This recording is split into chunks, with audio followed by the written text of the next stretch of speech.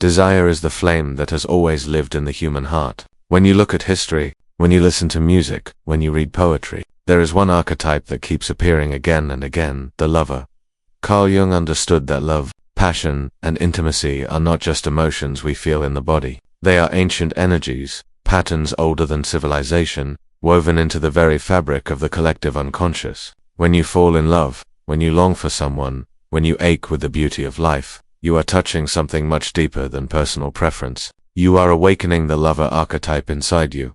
The lover is not limited to romance. It is a force of attraction that moves us toward union with another person, with art, with nature, with God. When the lover archetype is alive in your psyche, colors seem brighter, music feels more powerful, even ordinary experiences carry a mysterious glow. Think about the last time you were so alive that every detail around you felt electric. That was the lover at work. It is the energy that dissolves separation, reminding you that you are not alone in this vast universe. But like all archetypes, the lover has two sides. In its healthy form, it brings passion, creativity, intimacy, and a sense of belonging. In its distorted form, it can become obsession, addiction, jealousy, and even self-destruction. Jung warned that archetypes are not toys. They are living energies, and when we deny them, they take over in the shadows.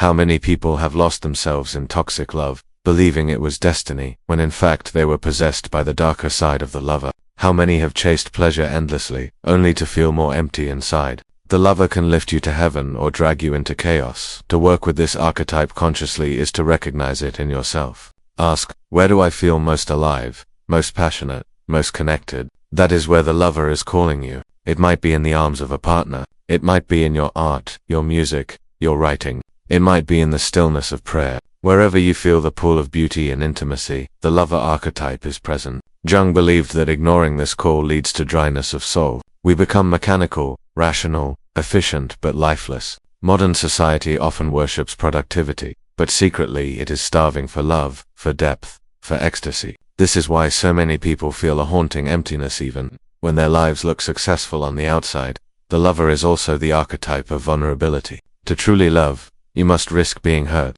To open your heart is to expose the most delicate part of yourself. This is why many hide behind the persona, the mask that says, I am fine, I am in control, I don't need anyone. But the lover breaks that mask. It whispers, you are not made to be a machine. You were made to feel. Vulnerability is frightening, but it is also the gateway to transformation. Every great love story is also a story of risk. Think of the myths that have endured for centuries. Orpheus descending into the underworld for you, Romeo and Juliet defying their families for passion. Even spiritual traditions are soaked in the lover's fire, the soul longing for union with the divine. Mystics speak of God as the beloved, the ultimate lover, the one who draws us beyond ourselves into eternal embrace. This is why Jung saw archetypes not as mere psychological concepts, but as bridges between the human and the eternal. The lover is not just your private feeling. It is humanity's ancient memory of longing for the divine. At the same time, we must be wise. The lover, when unconscious, can devour us.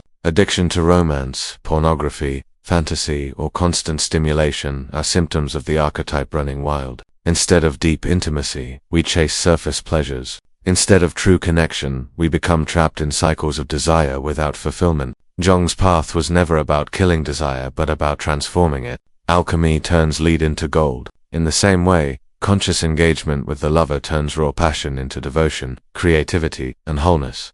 Ask yourself, what do I truly love? Not what I am told to love, not what society rewards, but what makes my soul burn with aliveness. That question alone can begin the process of individuation, the journey of becoming who you truly are. When you follow the lover archetype consciously, you are not running after pleasure blindly. You are letting the flame guide you toward your deepest calling. Sometimes it is in another person. Sometimes it is in a purpose. Sometimes it is in the mysterious dance of spirit itself.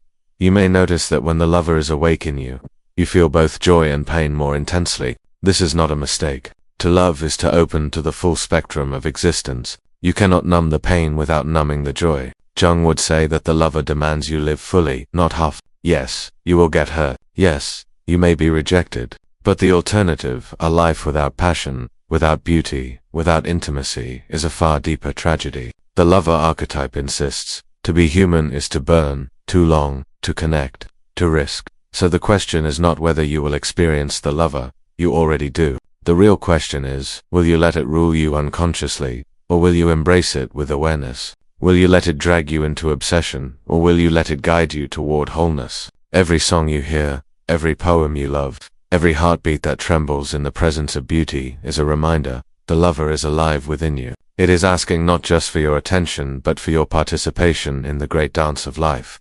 The lover archetype is not just an idea hidden in psychology books. It is a living force that breathes through every culture, every song, every story humanity has ever told. When you listen to ancient myths, when you look at paintings from centuries ago, you see the same longing, the call of the lover.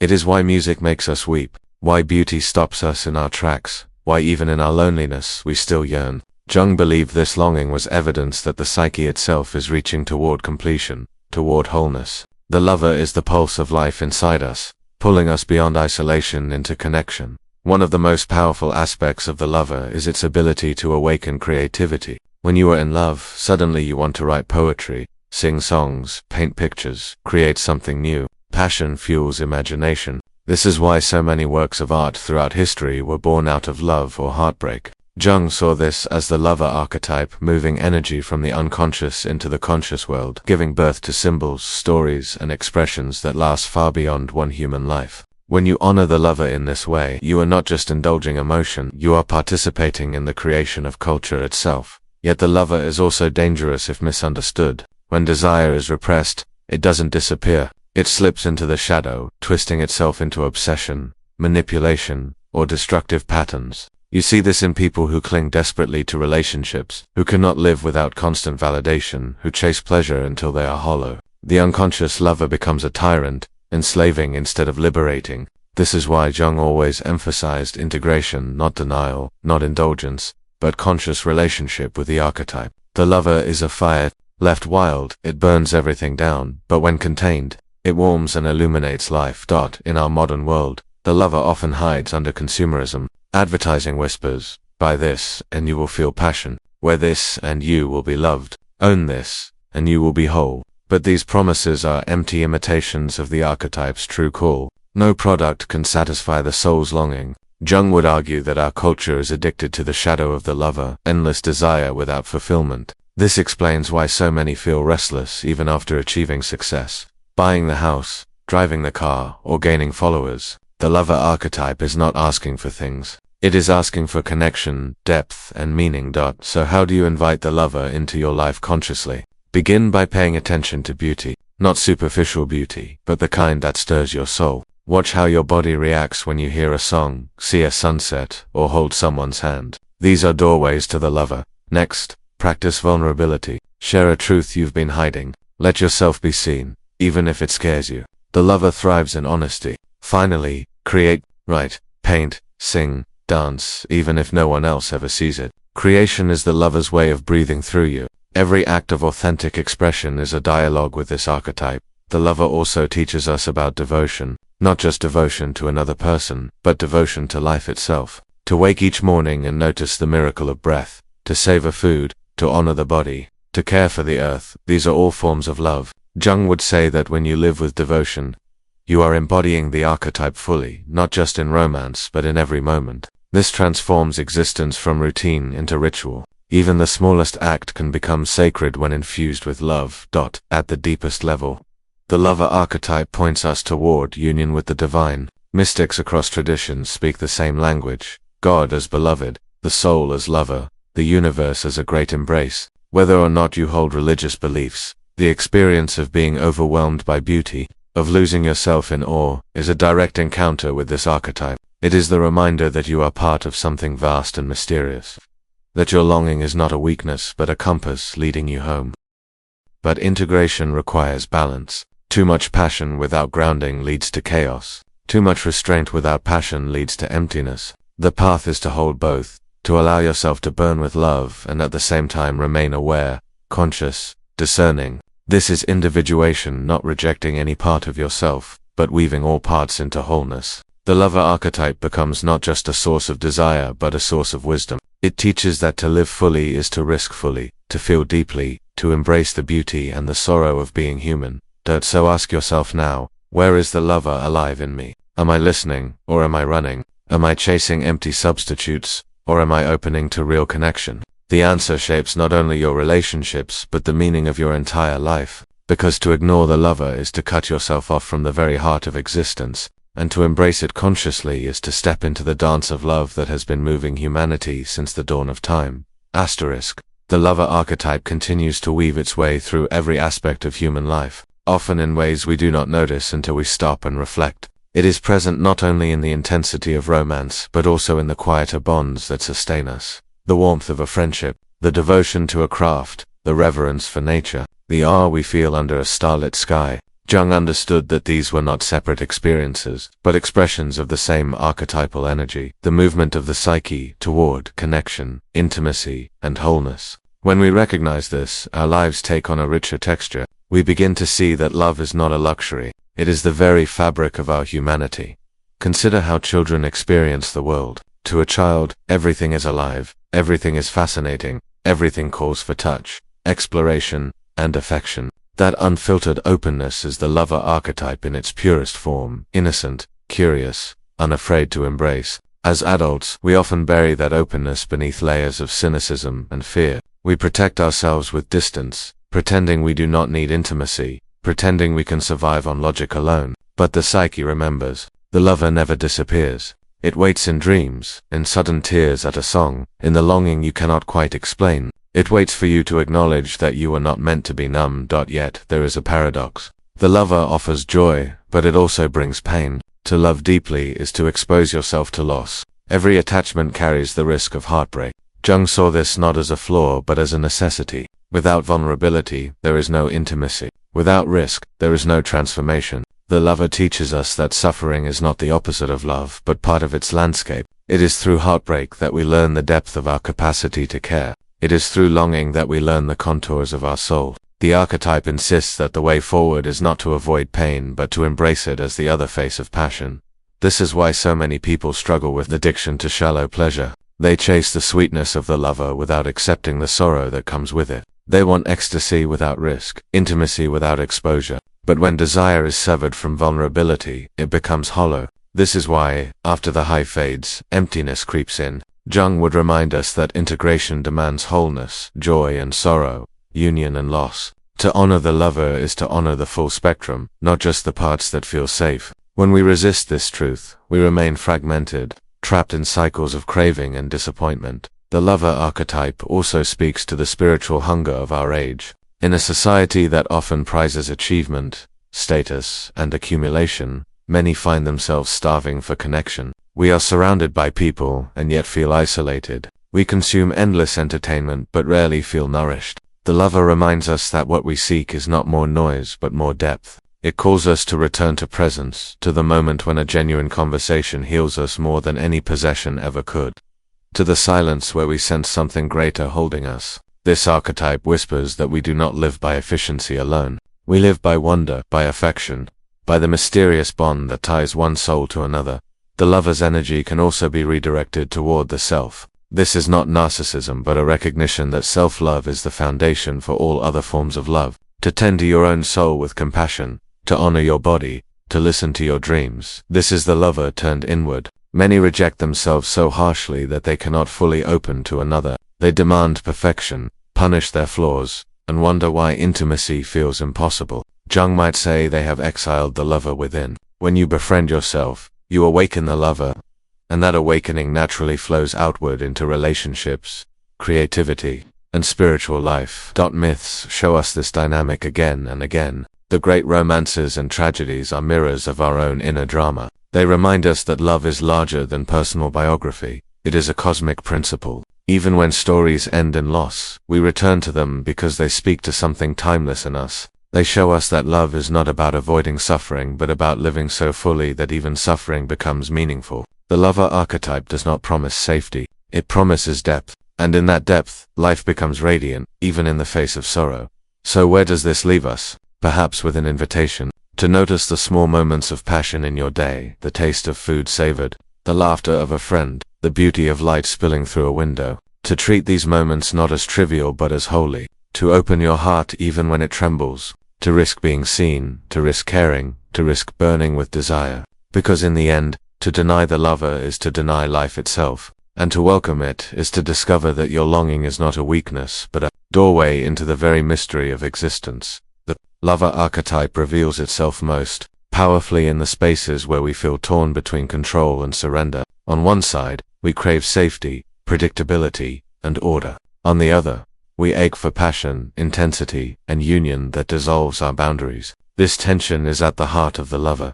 To live fully means to stand at that edge, to risk letting go of control in order to experience something greater than yourself. Jung knew that the lover is not about comfort, it is about transformation. It strips away the false layers of persona, exposing what is raw and true beneath. Look at how people describe falling in love. They say they were swept away. That time felt different, that they were no longer entirely themselves. This language points to the archetypal nature of the experience. Love takes us out of our ordinary ego consciousness and plunges us into the unconscious, where symbols, myths, and dreams live. It is why lovers write poetry without effort, why they feel destiny guiding their steps, why even the air around them seems charged. They are under the influence of an energy far older than their personal story. To recognize this is not to diminish the experience, but to honor it. It shows us that love is sacred, yet the lover is not always ecstatic. There are seasons when the same passion that once lifted us becomes unbearable, when intimacy feels suffocating, when desire turns to resentment. This too belongs to the archetype. Every union carries the seed of separation. Every fire, if left unattended, risks burning out. Jung would remind us that the task is not to cling to one extreme, but to hold the opposites. To accept that passion will rise and fall, that love will bring both rapture and frustration, that longing and fulfillment are two sides of the same coin. This is the paradox of the lover. It demands our surrender to life in all its fullness, not just the parts that feel good. Modern culture often distorts this truth. Movies and advertisements promise a love that is always exciting, always fulfilling, always easy. But real intimacy is not built on constant pleasure. It is built on honesty, vulnerability, and the willingness to face shadow together. When we chase only the highs, we set ourselves up for disappointment. When we embrace the whole, the beauty, and the struggle, we discover a deeper bond. The lover archetype teaches that love is not a perpetual honeymoon. It is a path of growth, and growth is never without difficulty. This is why the lover connects so closely with creativity and spirituality. Both require surrender, both demand risk. To create art, you must open yourself to inspiration, not knowing where it will lead. To pray or meditate, you must let go of control, trusting that silence will reveal something. The lover archetype is the energy that makes these acts possible. It fuels devotion, whether to a person, a craft, or the divine. It insists that life is not meant to be lived from the head alone, but from the heart. Without the lover, we might survive, but we would not thrive. There is also a collective dimension. Just as individuals can repress the lover, so can societies. A culture obsessed with efficiency, profit, and control may neglect beauty, passion, and tenderness. This collective shadow shows up in rising loneliness, addiction, and despair. People feel disconnected because the archetype that binds us together has been ignored. Jung believed that healing the individual psyche and the collective psyche are intertwined. By awakening the lover within ourselves, we also contribute to the healing of the wider world. Every act of genuine love, no matter how small, ripples outward. So how do we live this archetype wisely? By cultivating awareness, by recognizing when passion is inspiring us and when it is consuming us, by noticing when desire connects us and when it blinds us, by honoring love not only in romance but in friendship, in art, in nature, in spirit, by allowing ourselves to be vulnerable without losing discernment. This balance is not easy, but it is the path to integration. The lover does not want you to suppress your fire. It wants you to guide it, to let it light your way instead of burn you down. At its core, the lover archetype is a reminder that to be human is to long, to feel, to yearn for union. This longing will never be fully satisfied, and that is its gift. It keeps us moving, creating, seeking, connecting. It keeps us alive to the mystery. Jung once said that the greatest tragedy is not to suffer, but to live without meaning. The lover ensures that our lives are infused with meaning, because it ties us to what matters most, to beauty, to intimacy, to the eternal dance between self and other. To honor the lover is to honor life itself. To ignore it is to wither. The choice is always before us, to stay safe in numbness or to step into the fire and be transformed. The lover archetype asks something from us that few are willing to give: presence. In a world flooded with distraction, it is rare to give yourself fully to a moment. to another person, or to the experience of beauty. Yet this is the essence of the lover, to be so absorbed in life that nothing else exists. When you watch a sunset without checking your phone, when you listen to music until it carries you beyond words, when you look into someone's eyes and truly see them, the lover archetype awakens. Presence is its altar, and attention is its prayer. Without this, love withers into routine, intimacy collapses into habit, and passion dies in the noise of busyness. Jung would say that the lover connects us to the eternal now. Desire always pulls us forward, but true love roots us in the present. This paradox is what makes the archetype so powerful. It stretches us between longing and fulfillment, between ache and ecstasy. To live inside this tension without running away is the work of maturity. Many try to escape it. Some numb themselves with endless work, others with entertainment, still others with shallow pleasures that never satisfy. But those who dare to remain in the tension discover that love deepens with time, that passion matures into devotion, that desire ripens into meaning.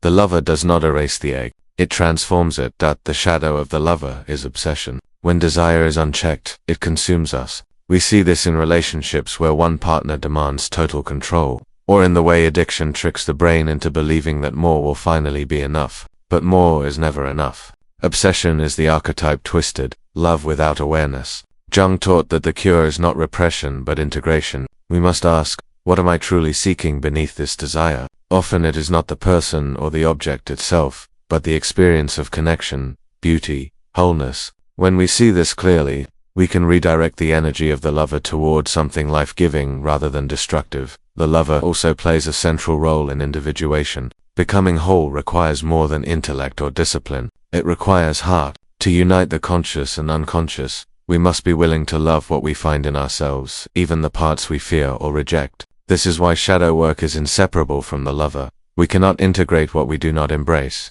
To look into your own darkness with compassion is an act of love. To see your flaws not as enemies but as wounded children asking for attention is to activate the lover within. This self-compassion is not indulgent. It is the alchemy that turns shame into wisdom, and isolation into belonging.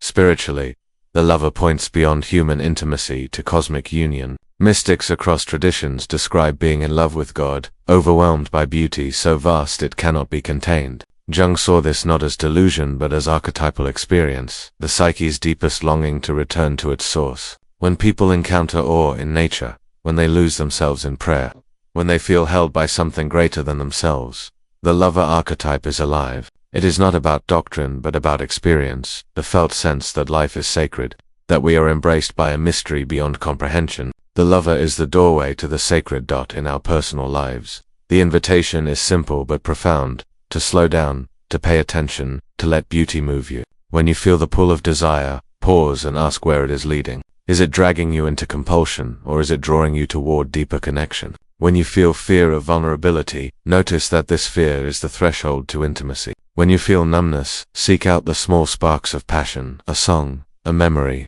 a moment of silence, and fan them into flame. The lover does not demand grand gestures, it asks only that you show up with openness, again and again. Ultimately, the lover archetype reminds us that life without passion is no life at all. To be alive is too long, to burn, to ache, to risk, to surrender. This will never be neat, never be perfectly safe, never be entirely under control, but it is real, and it is transformative. You will be broken open, you will feel joy that makes you weep and sorrow that makes you question everything, yet through it all you will know you are alive. That is the gift of the lover. It does not promise comfort, it promises depth, and in that depth you will discover the meaning that cannot be found anywhere else. The lover archetype lives within every human being, yet many spend their lives unaware of its presence. It is not only about romance or passion, but about the capacity to be moved by life itself. When you stand before a painting and feel tears rising, when a melody sends shivers down your spine,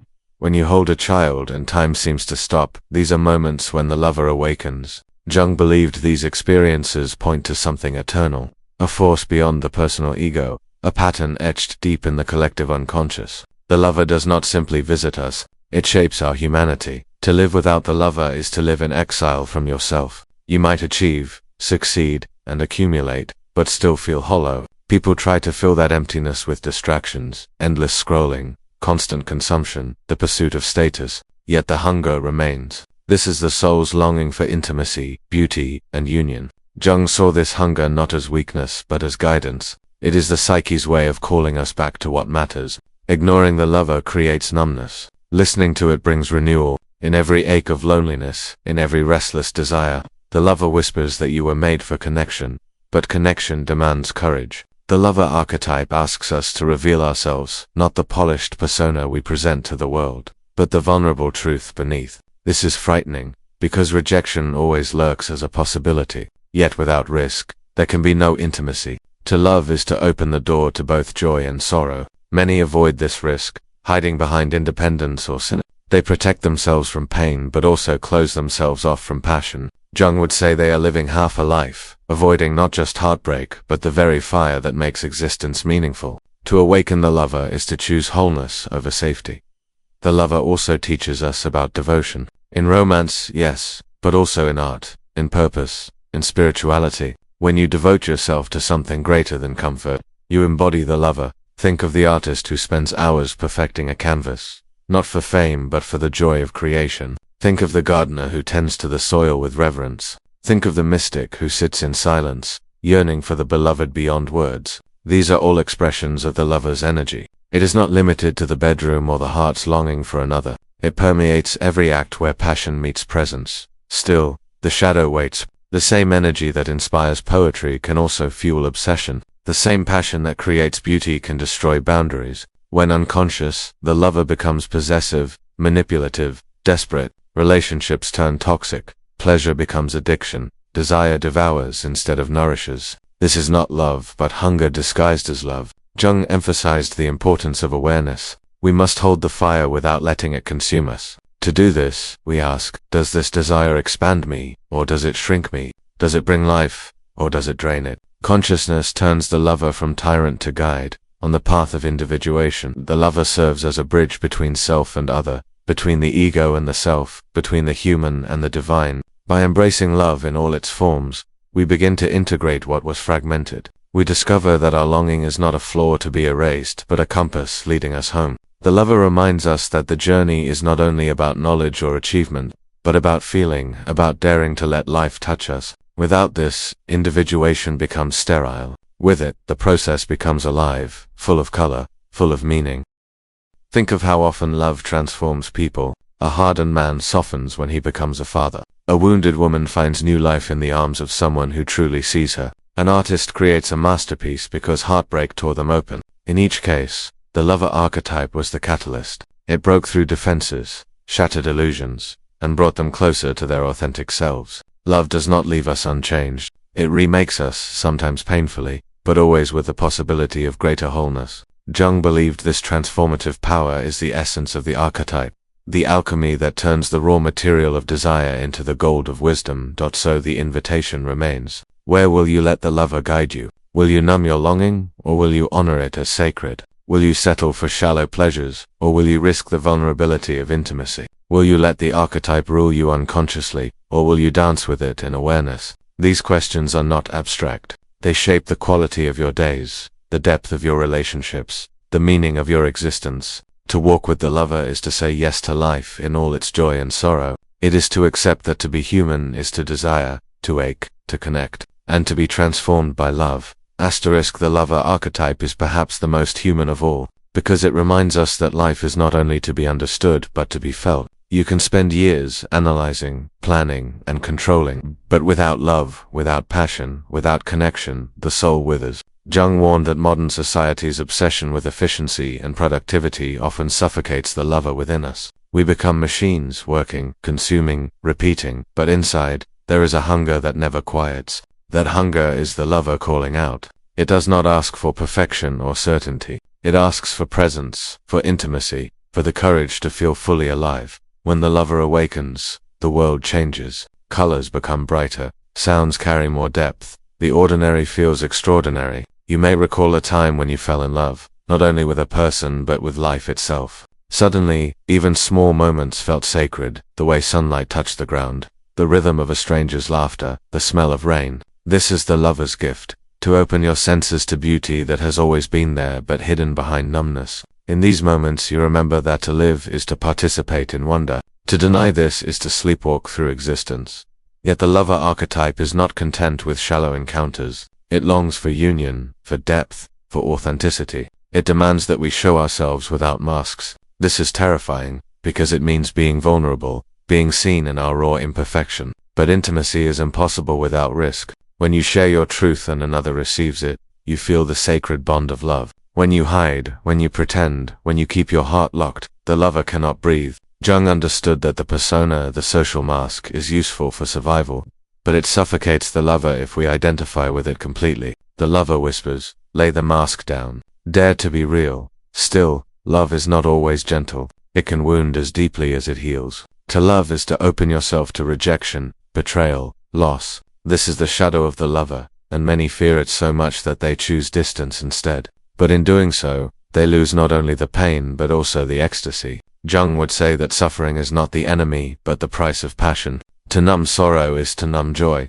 The lover archetype insists that life is not safe. It is a fire, and to step into it is to risk being burned. But it is better to burn with love than to freeze in isolation. The lover also lives in creativity. Every poem, every song, every painting is born from its energy. The artist who stays up all night to capture a vision is fueled by the lover. The scientist who devotes years to solving a mystery is, in their own way, in love with truth. Even devotion to justice, to nature, to humanity is the lover archetype moving through us. It is the drive to connect, to merge, to unite with something greater. This is why love cannot be contained in romance alone. It spills over into every form of passion, every act of creation, every longing for meaning. Yet awareness is everything. When unconscious, the lover becomes destructive, obsession, addiction, manipulation. When conscious, it becomes transformative devotion, intimacy, beauty. The task is not to repress desire but to guide it, to ask, does this passion serve life, or does it consume it?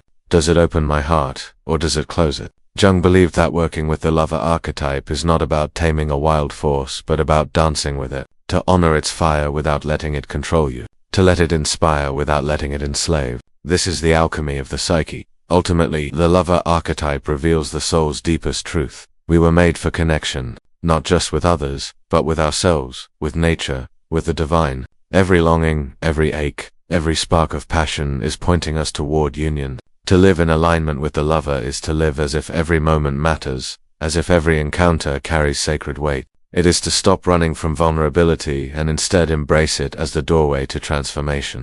Jung taught that individuation, the journey toward wholeness, is impossible without the lover, because wholeness is not achieved by the mind alone. It requires the heart. To walk with the lover is to say yes to life in all its mystery, to surrender to its beauty, and to be forever changed by its fire. The lover archetype is the soul's reminder that life is not meant to be endured in gray, mechanical repetition, but to be lived in vivid color. When you feel most alive, most awake, most touched by the world, the lover is present. This energy does not only appear in romance or passion, but in every form of connection. The way you lose yourself in a song, the reverence you feel under the stars, the tenderness of holding someone's hand. Jung understood that love is not just an emotion. It is an archetypal force that dissolves barriers between self and other, between the human and the divine. To deny this energy is to starve your spirit. To embrace it is to rediscover what it means to be fully human. Yet love is not simple. The lover archetype brings both ecstasy and suffering. To open your heart is to risk heartbreak. To desire deeply is to confront longing that may never be fulfilled. Jung believed this tension was necessary. Without vulnerability, love cannot exist. Without risk, passion cannot transform. The ache of longing, the tears of loss,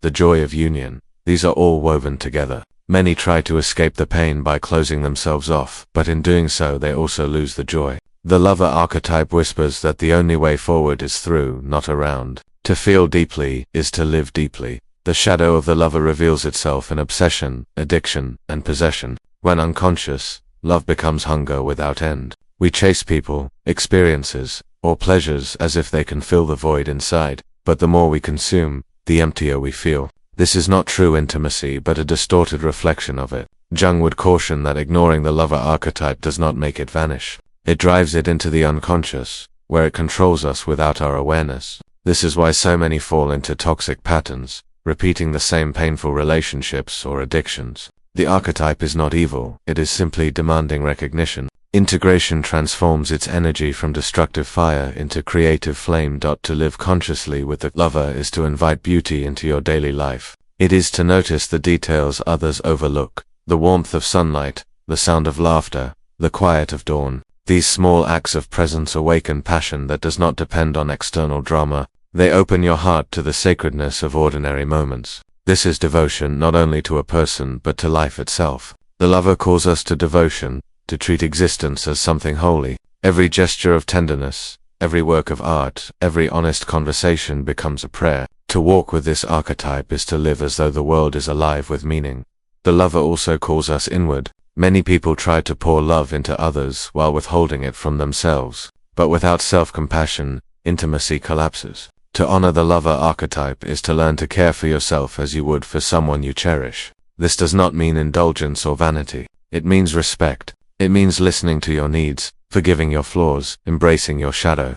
Jung would say that self-love is not selfish but foundational. Until you befriend yourself, you cannot fully connect with anyone else. The lover within wants to heal the split between rejection and acceptance, to bring you back into wholeness. Spiritual traditions across the world echo the lover's call. Mystics describe God not only as creator or judge but as beloved. The language of devotion, longing, and union is central to their experience. Whether you believe in the divine or not, you know the feeling of awe, of being overwhelmed by beauty so immense it silences thought. That is the lover archetype opening you to the transcendent. It is the same energy whether directed toward a partner, a work of art, or the mystery of existence itself. The form changes, but the essence remains, the longing for union, the pull toward the eternal. So the question becomes, how will you honor the lover in your life? Will you continue to chase surface pleasures that never satisfy, or will you seek the depth your soul craves? Will you guard your heart behind walls of fear, or will you risk the vulnerability of intimacy? Will you allow the lover to consume you unconsciously, or will you embrace it as a conscious path of transformation? Every choice you make shapes the answer. To embrace the lover is to accept that life will hurt, but it will also heal. It will break you open, but it will also fill you with wonder. Jung's insight remains clear. Without love, the soul starves. With it, even suffering becomes meaningful, and existence itself becomes radiant.